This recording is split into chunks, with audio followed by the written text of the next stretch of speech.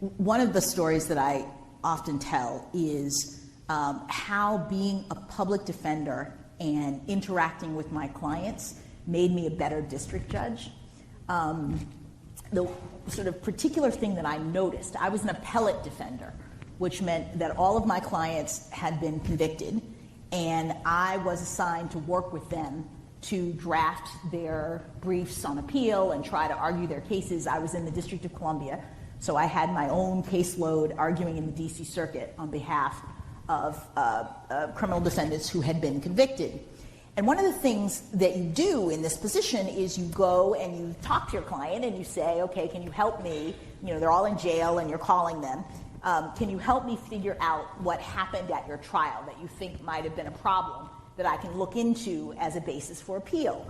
And very few of them really understood what had happened. I mean, they had gone through the most consequential time and thing that they've ever done in their entire lives, and they were not able to really understand the trial process and what had happened. And I think that experience stayed with me as a judge because I decided very early on that I was going to focus on communicating with the defendants who came before me in the courtroom.